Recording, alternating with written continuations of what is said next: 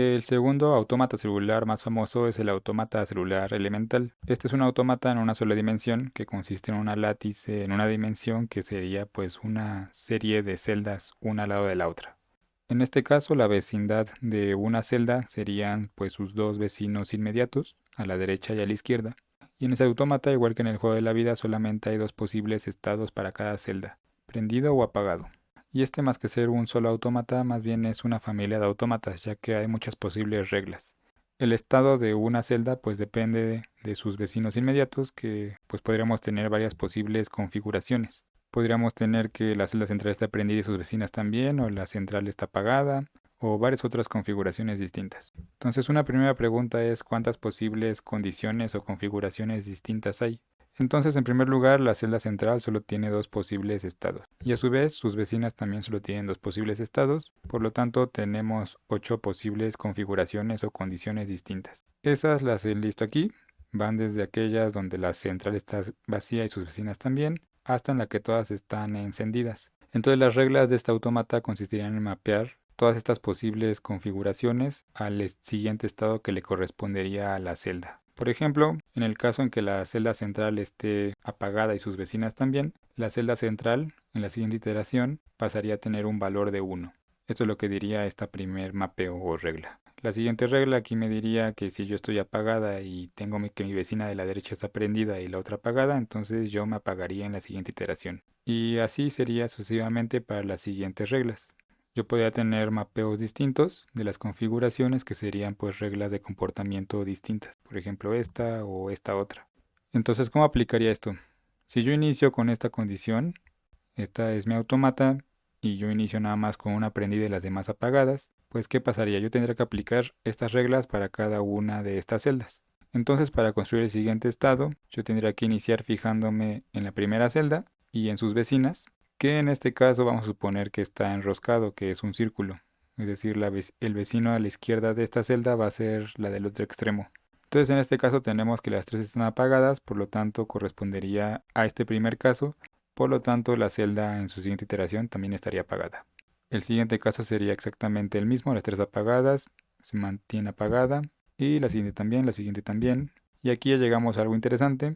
En este caso tenemos esta otra condición, donde la celda central está apagada y tiene el vecino de la derecha prendida, por lo tanto en la siguiente iteración va a estar prendida. La siguiente corresponde a esta otra regla, donde una está prendida y sus vecinos están apagados, que nos lleva a que esté prendida. Y la siguiente corresponde a esta otra, que nos dice que se va a encender. Y las siguientes serían como el primer caso, donde todas están apagadas y se quedan apagadas. Entonces de esta manera tendríamos nuestra primera generación de este autómata. Para el siguiente tiempo pues tendríamos este autómata ahora. Y pues la idea sería seguir evolucionando nuestro sistema de esta manera. Entonces yo para seguirle tendría que hacer lo mismo, revisar cada celda y a qué condiciones me lleva. Y en este caso me llevarían a esta otra, revisando cada condición. La idea sería seguir haciendo eso muchas veces y por ejemplo yo podría tener esto para la cuarta generación. Generalmente como se suelen representar estos autómatas es pues así, sin espacios. Uno va a tener una látice, pero aquí cuidado porque tenemos que horizontalmente estamos representando el espacio. Esta es la secuencia de celdas. Sin embargo aquí verticalmente estamos representando el tiempo, la evolución en el tiempo. Entonces pues esta es la representación más común. Entonces aquí para abajo estamos viendo las distintas generaciones, estamos viendo el tiempo y aquí horizontalmente es la vecindad de las celdas. Entonces si yo siguiera haciendo este proceso, yo podría haber llegado a algo así. Vemos aquí un triangulito con un patrón aquí interesante, que en algunas regiones se repite y en otras partes no parece haber un patrón muy claro. Y bueno, aquí nada más estamos viendo una de las posibles reglas, pero como vimos hay muchas posibles reglas. Entonces, pues ¿cuántas de esas reglas hay? Entonces cada posible celda la podemos mapear a dos posibles valores, a 0 o 1, encendido o apagado. Por lo tanto, para cada celda pues tenemos dos opciones, por lo cual en conjunto podríamos hacer 2 a la 8, es decir, 256 posibles mapeos distintos o reglas distintas. Entonces esta familia de autómatas, el autómata elemental, pues tiene 256 posibles reglas. Y bueno, son un montón de reglas, pero ¿hay alguna forma eficiente de saber cuál estoy usando y cuál estoy aplicando? Entonces, para eso se ha ideado un sistema de nomenclatura de estas reglas, que se basa en la representación numérica de ellas. Entonces cada uno de estos estados yo lo puedo mapear a su valor 0 o 1. Y entonces estos números, pues si yo los represento de esta manera, siempre guardando este orden que yo les pongo aquí de condiciones, entonces yo pondría esta primera condición hasta el extremo de la derecha y esta última al extremo de la izquierda. Si lo llevo a esta representación, pues lo que tengo aquí no es nada más que un número en binario. Entonces, cada regla va a corresponder a un distinto número en binario. Entonces, simplemente para tener una nomenclatura sencilla o un código sencillo, podemos convertir esto de binario a decimal. Y para convertir eso de binario a decimal, simplemente tenemos que elevar el 2 al número correspondiente a la posición que ocupan los unos en la representación en binario. Entonces, aquí como tenemos este 1 aquí en la posición 1, entonces tenemos 2 a la 1 más, y aquí tenemos un 1 en la posición 4, 2 a la 4, eso nos da un 18. Entonces vamos a decir que esta regla que tengo aquí es la regla número 18. Y así funcionaría. Si yo tuviera esta otra regla que pongo acá, correspondería a este número en binario que pongo por acá, que si yo lo convierto a binario, tendría pues 2 a la 0 más 2 a la 1 más 2 a la 5 más 2 a la 7, que me daría 163 en decimal. Por lo tanto, esta va a ser la regla 163. Y el ejemplo que veíamos del triangulito correspondía a esta regla o mapeo que yo pongo aquí, que en binario se ve de esta manera, y que si yo convierto a decimal, vería que me da el número 30. Entonces es la regla número 30. Entonces con ese código yo puedo tener todas mis reglas. Por ejemplo, aquí tenemos varias reglas distintas. Aquí como están representadas es de esta manera. Aquí abajo tenemos la representación en binario y aquí arriba tenemos a qué configuración corresponden. Aquí los triangulitos horizontales de arriba corresponden a la configuración en la que están en un tiempo t, y el triangulito de abajo corresponde al estado al cual llegaría la celda central. Entonces aquí fíjense que el orden que tenemos aquí corresponde al mismo orden que teníamos acá. Entonces ese orden es importante. Cada regla me puede dar lugar a patrones muy distintos. Aquí pongo algunos ejemplos de algunos patrones. Otros me generan otros patrones ahí periódicos un poco más interesantes. Otros me generan estos triangulitos bonitos. Y bueno, hay otros más. Aquí solamente pongo unos cuantos. Y el patrón resultante también depende de la condición inicial que le demos. En este caso, para todas estas imágenes que tengo aquí, se inicia con una sola celda aprendida, que es la del centro. Y así se ve cómo evoluciona el sistema. Pero yo podría poner otras condiciones iniciales, por ejemplo darle condiciones aleatorias, y tendría pues otros patrones distintos, por ejemplo los que pongo acá.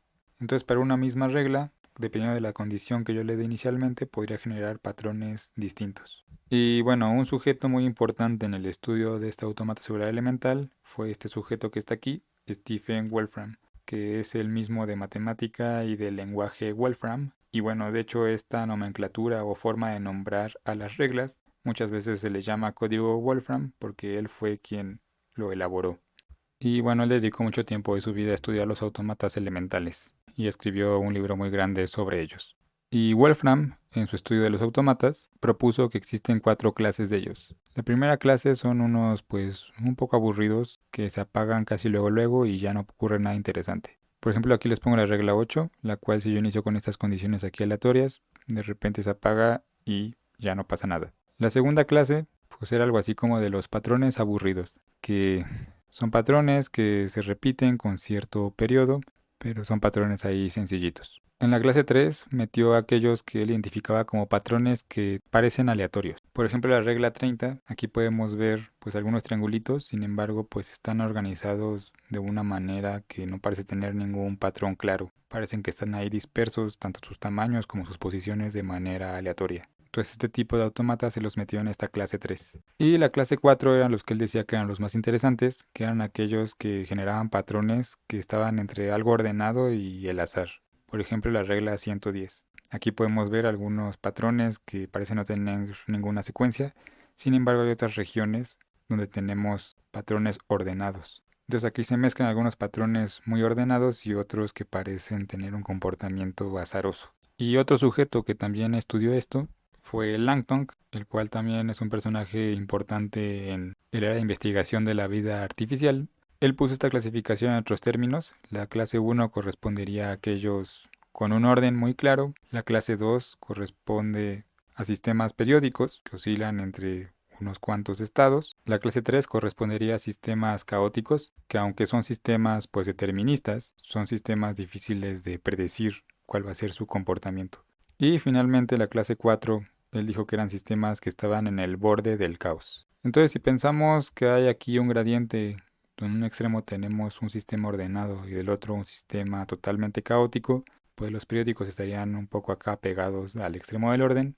Los de la clase 4, los más interesantes, estarían justamente ahí, en esta zona intermedia, entre lo que es ordenado y lo que es caótico. Y Langton genera una manera de cuantificar esto, pero bueno, la idea era que los sistemas más interesantes son aquellos que están justamente en esta región, entre lo que es ordenado y caótico. Y bueno, también argumentaba que la mayoría de los sistemas complejos justamente se encuentran en esta zona.